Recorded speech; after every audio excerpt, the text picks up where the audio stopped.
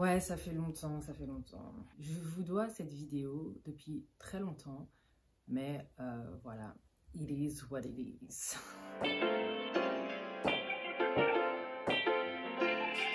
Hello.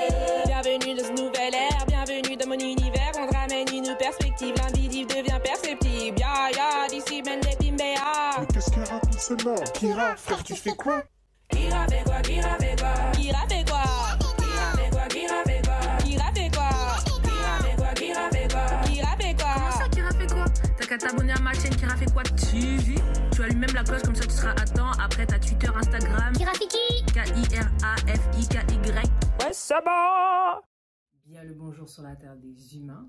Ça fait longtemps que j'ai pas fait de vidéo sur ma chaîne, mais j'avais vraiment besoin de prendre du temps parce que je sais qu'il y a de cela 2 ans maintenant.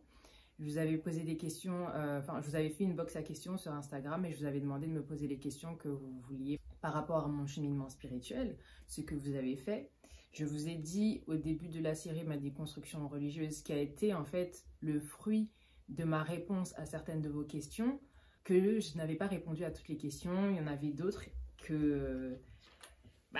dont vous attendez peut-être les réponses. Et donc je me suis dit aujourd'hui, voilà, beaucoup de choses se sont passées entre temps. Déjà, ça permet de nuancer certaines réponses à certaines questions que vous avez posées, ou rajouter un petit peu de piment parce que la vie avance et des choses se passent. Des choses se passent aussi en réaction et en réponse à tout ce que je partage sur l'internet, sur ma chaîne, sur mes réseaux, etc. Même si en ce moment, je suis un petit peu en break des réseaux.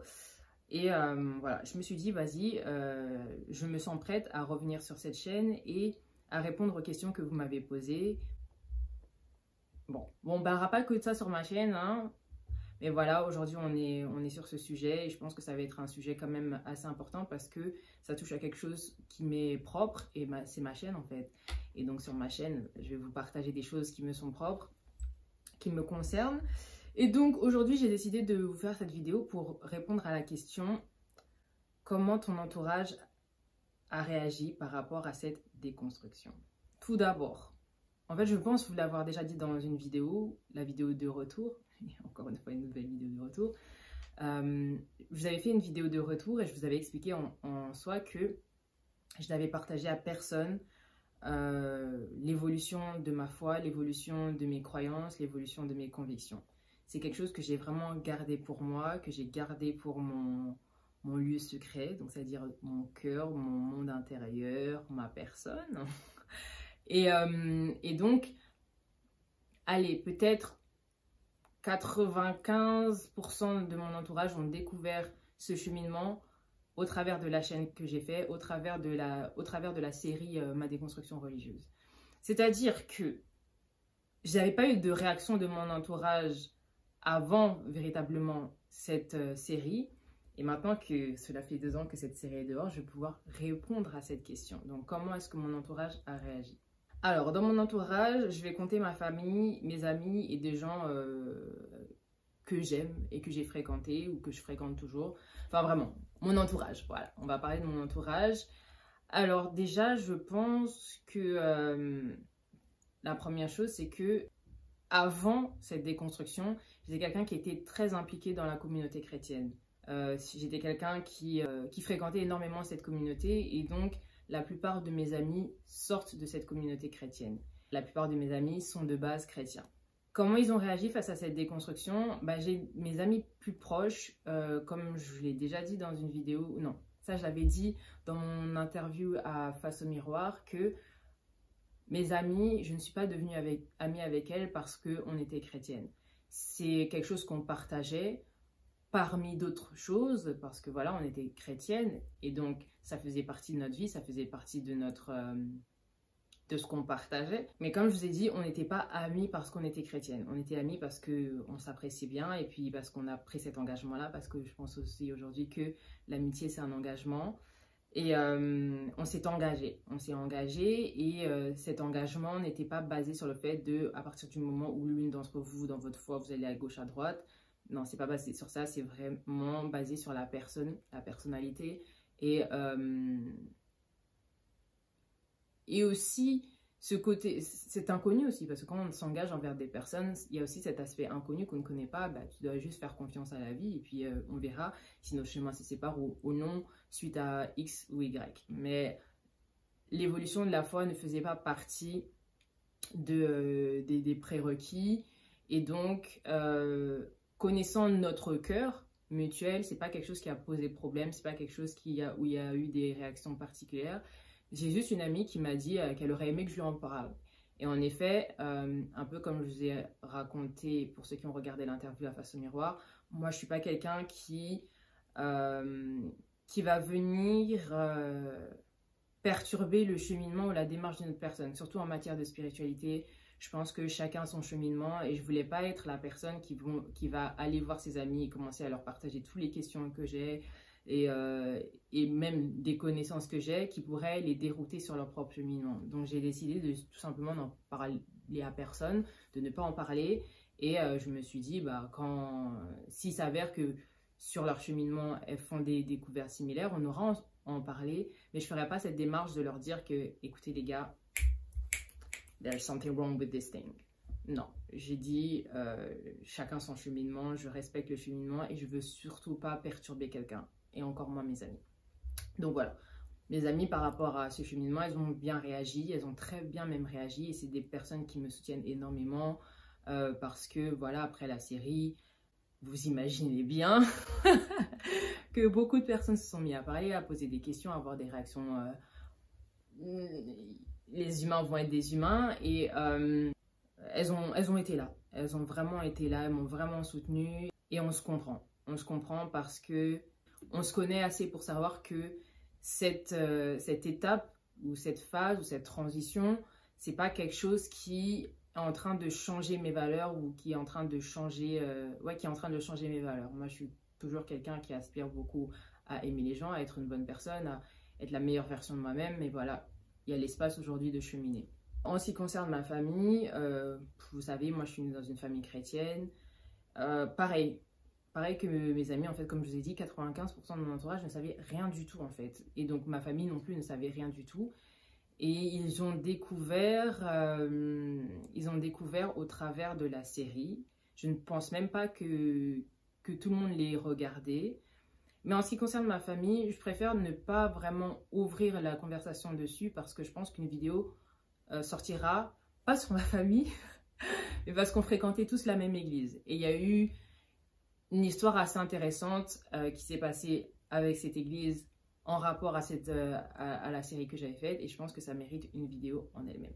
Mais voilà, mes parents sont mes parents, mes frères et sœurs sont mes frères et sœurs, on s'aime, on fait de notre mieux.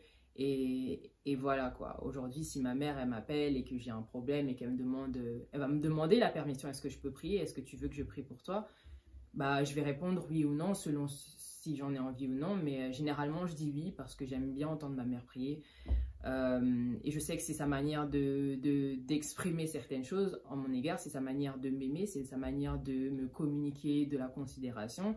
Donc je vais pas dire non juste parce que nos croyances elles sont diverses aujourd'hui. Le langage de l'amour est un langage universel. Il faut juste le discerner.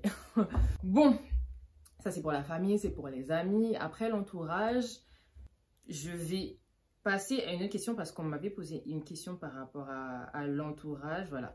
Ouais. On m'a demandé si j'ai perdu des amis suite à ça. Est-ce que j'ai perdu des amis suite à ma déconstruction religieuse? Les amis que j'ai perdus ou les connexions, les relations proches que j'ai perdues, ça n'a pas été à cause de ma déconstruction, mais il y a des personnes dont j'ai dû me séparer. Vraiment, ça m'a fait mal au cœur parce que voilà, moi je suis quelqu'un qui aime énormément les gens et je considère vraiment le vécu que j'ai avec certaines personnes. Mais à un moment où j'avais vraiment besoin de sentir le soutien de mes proches, si je sentais que voilà, les gens étaient un petit peu réticents par rapport à ma personne, que ce soit légitime ou non, parce que ça peut être légitime, t'es chrétien, ta pote que t'as connue chrétienne, ou ta sœur que tu considères comme ta sœur, que tu as connue chrétienne, qui aujourd'hui est en train de prendre une direction différente, tu peux être réticent. Franchement, je pense que les gens ont tout à fait ce droit-là d'avoir cette réticence, mais quand cette réticence, elle pousse les gens à avoir des réactions que je trouve injustes ou déloyales, donc c'est-à-dire que m'exposer aux autres ou parler mal de moi aux autres, ou voilà, vraiment cultiver cette réticence dans tout là où tu passes, moi j'ai un problème avec ça. Et donc pour ça, j'ai dû personnellement, moi, pas forcément les autres, rompre certaines relations. Parce que voilà, pour moi, c'était important à ce moment-là où je transitionne, je sais que je suis en train de passer à une autre phase de ma vie en fait, de sentir que les gens sont prêts à passer à cette autre phase. Si vous n'êtes pas prêt à passer à cette autre phase, c'est quelque chose que je comprends tout à fait, mais j'ai juste pas envie de devoir combattre beaucoup de combats. Donc combattre pour que mes amis me comprennent ou pour être compris par mes proches, etc. J'ai pas envie de vivre ces combats. En fait, soit vous décidez de vouloir comprendre et vous êtes dans cette attitude-là, soit vous le faites pas. Et donc ça a été une des raisons pour laquelle certaines personnes, je m'en suis séparée.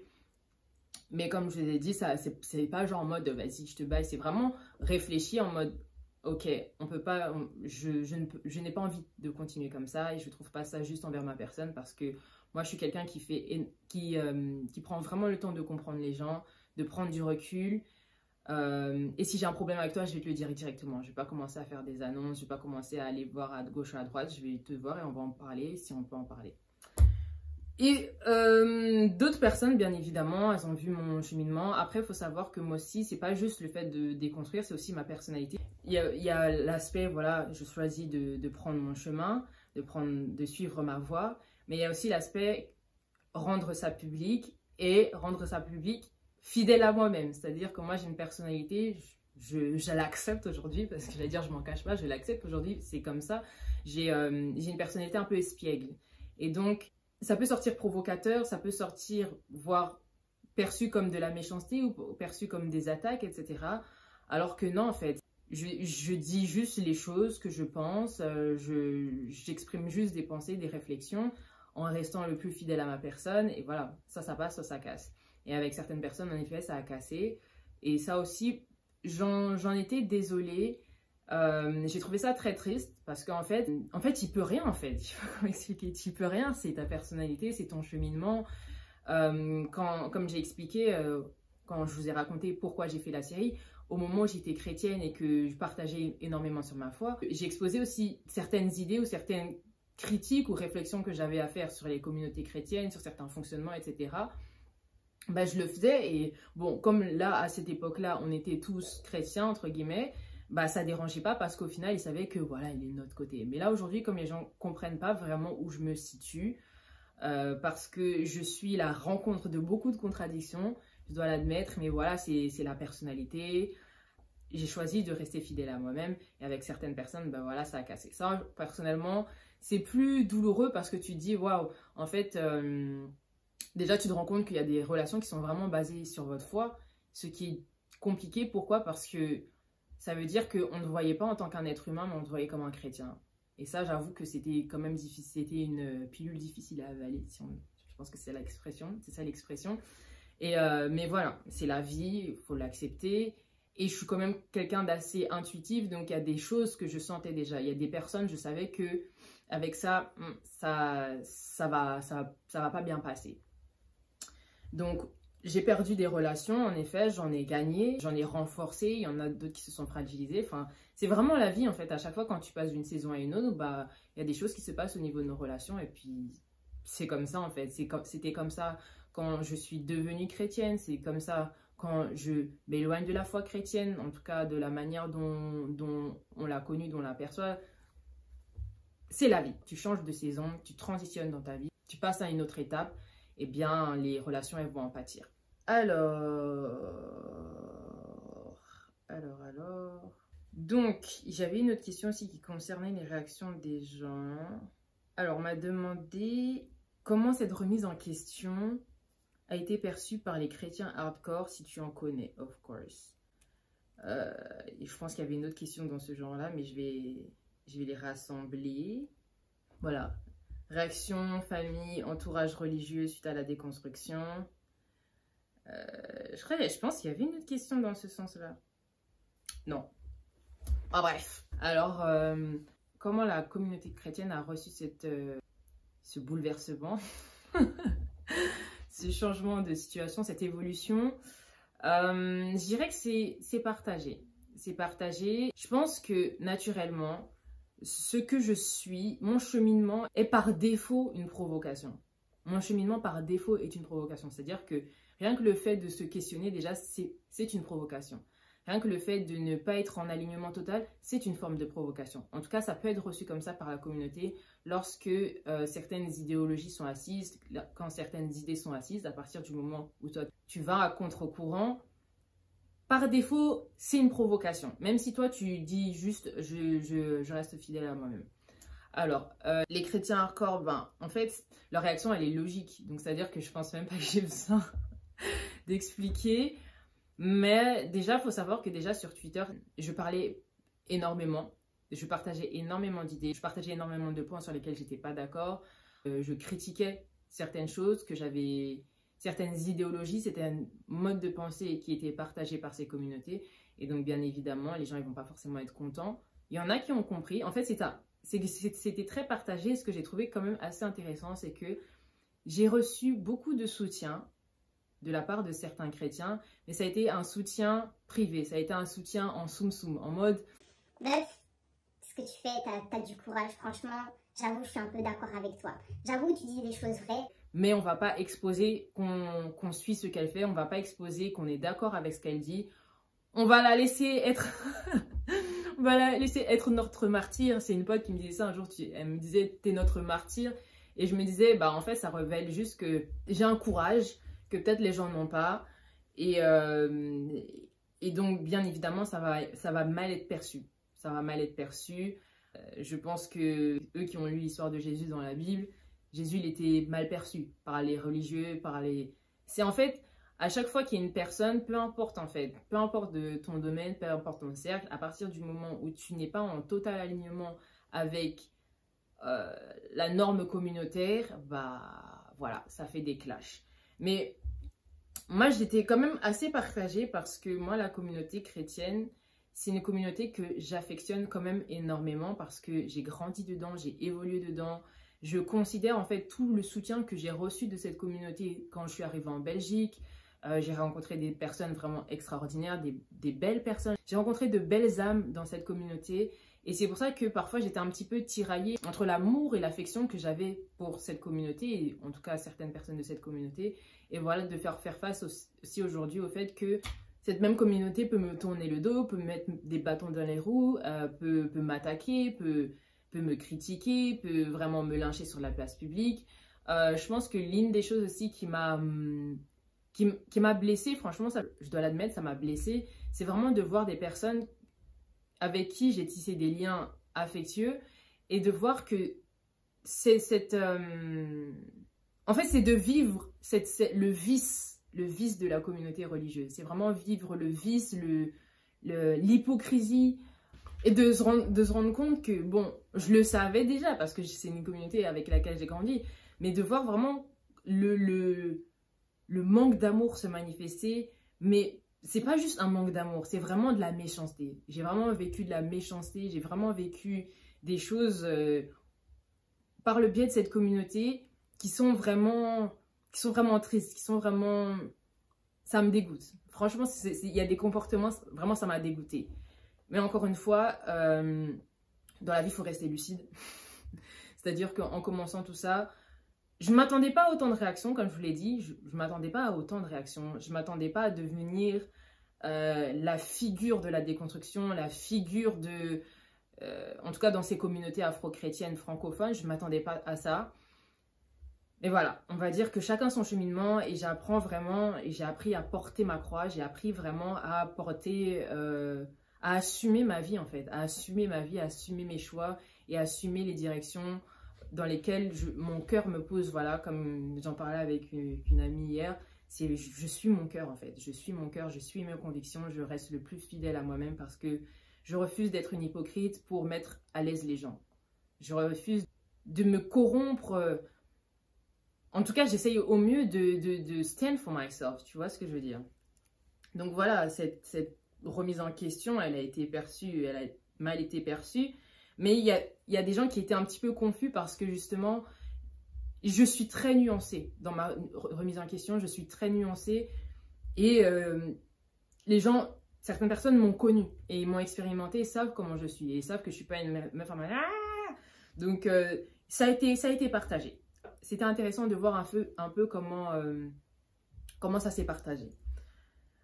Alors, est-ce qu'il y a d'autres questions auxquelles j'ai envie de répondre dans cette vidéo? Non. Aujourd'hui, on va juste parler de ça, de l'entourage.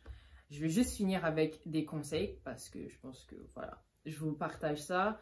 Ce que j'ai appris, en fait, des réactions des gens, ce que j'ai appris de cette déconstruction, c'est vraiment... Je dois l'admettre, je suis quand même assez fière de moi. En fait, je pense que je ne peux qu'être fière de moi dans la manière dont j'ai géré les choses. Bon, je dis pas que j'ai fait les choses parfaitement, mais une chose dont je suis fière, c'est vraiment le fait d'être restée fidèle à moi-même du début à la fin, jusqu'à aujourd'hui. Je m'efforce, je m'efforce de rester le plus en alignement avec ma personne, rester en phase avec moi-même, parce que déjà, je connais mon cœur.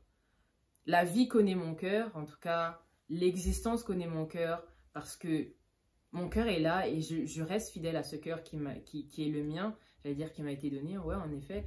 Je reste fidèle à mon cœur et c'est tout, quoi. Et je pense que s'il y a d'autres personnes qui aussi sont sur cette voie de déconstruction, déjà, vous n'êtes pas obligé de vous justifier.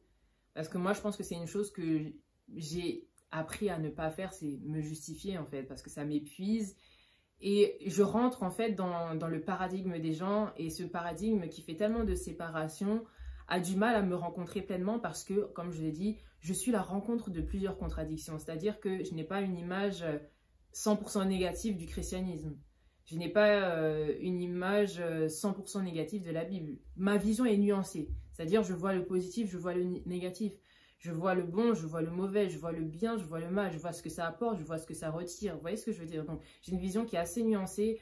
Et quand on essaye de se justifier, quand j'essaye de me justifier auprès des gens et de leur expliquer, souvent ils ont du mal parce que les gens grandissent avec cette vision binaire de la vie en mode soit tu choisis A ou B en fait. Soit c'est A, soit c'est B. Moi, je suis l'alphabet.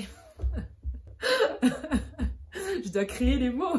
Non, mais vraiment pour dire que voilà, je suis une personne qui est la rencontre de plusieurs mondes. Mon monde est la rencontre de toutes mes expériences. Et j'ai eu des bonnes et des mauvaises expériences avec ces choses-là. J'ai eu des bonnes et des mauvaises expériences avec les communautés. J'ai eu des bonnes et des mauvaises expériences. Et je ne veux pas choisir ou je ne veux pas tout mettre d'un seul côté quand je sais qu'il y a plusieurs choses, il y a plusieurs nuances, il y a plusieurs variables, il y a plusieurs... Vous voyez ce que je veux dire? Donc, je ne vous conseille pas de passer votre temps à vous justifier. Vraiment, juste soyez en phase avec votre personne, soyez en phase avec votre histoire.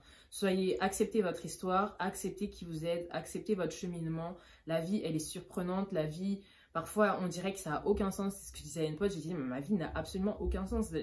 Quand tu suis les étapes qui se suivent, tu te dis, mais comment on est passé de là à là? Comment on est passé de là à là? Mais c'est la vie, mon ami.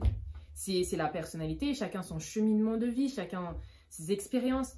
Et donc voilà, on peut juste l'accepter. Donc vraiment, embrassez votre histoire, embrassez votre cheminement, peu importe quel est ce cheminement. Parce que comme je vous ai dit, moi je ne suis pas là pour dire aux gens, allez dans telle direction, suivez telle religion, quittez telle religion. C'est pas mon rôle. Juste, voyez les choses, sachez prendre du recul sur les choses et ne laissez pas vos croyances religieuses, ne laissez pas ces idéologies qui sont poussées sur vous pervertir vos vertus, altérer votre relation avec vous-même, altérer votre acceptation de vous-même. Vous voyez ce que je veux dire?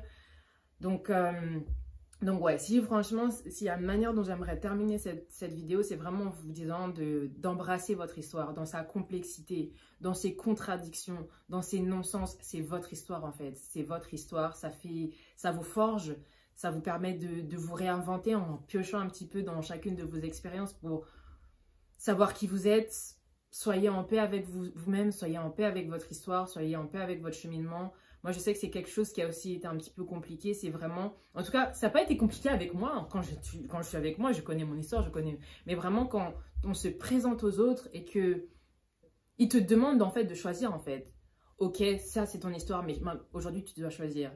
Et moi, j'ai pas eu envie de choisir radicalement quelque chose. Si je choisis radicalement quelque chose, c'est moi-même. Je me choisis radicalement. Je choisis d'accepter mon histoire. Je choisis d'accepter sa complexité. Je choisis d'accepter ces contradictions qui sont contradictions aux yeux des autres, mais qui font sens dans ma personne parce que ça fait partie de mon histoire. Et donc voilà. Acceptez-vous tel que vous êtes. Acceptez votre cheminement. Acceptez votre histoire. Si aujourd'hui, dans votre cheminement, vous avez quitté le christianisme, c'est votre cheminement. Si vous avez embrassé le christianisme, c'est aussi votre cheminement.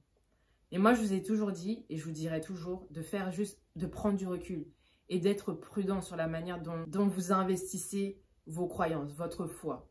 Parce que la manière dont vous investissez votre foi va déterminer énormément de choses dans votre rapport à vous-même déjà, mais dans votre rapport avec les autres et votre manière de vous développer en tant qu'individu. Il faut juste être sûr que l'histoire que tu vis, c'est vraiment ton histoire et pas une histoire qu'on t'a imposée. Il faut juste être sûr que ton cheminement, c'est ton cheminement et pas un cheminement qu'on t'impose. Donc voilà, chacun est là où il est. Moi, un de mes mantras, c'est l'amour au-dessus des divergences doctrinales. Donc ça veut dire que si nos croyances, si notre foi, si notre religion, si nos convictions ne nous permettent pas de transcender, pour rentrer vraiment dans cette réalité d'union, c'est qu'il y a des choses à revoir. Parce que pour moi, la spiritualité, ça doit nous mener à l'union, ça doit nous mener à l'intégrité, ça doit nous mener à l'harmonie, ça doit nous mener à l'entente, ça doit te mener à pouvoir regarder le cheminement d'une autre personne et te dire, c'est son cheminement, je respecte, s'il est heureux, c'est bon pour lui. Et de ne pas imposer qui on est aux autres, de ne pas imposer notre cheminement aux autres. Donc voilà, j'allais dire soyez en paix. Ouais, je vous le souhaite, je nous le souhaite à tous vraiment de faire la paix avec qui nous sommes et notre histoire, et nous ne nous perdrons pas. That was the case. Je force ma retour, ouais.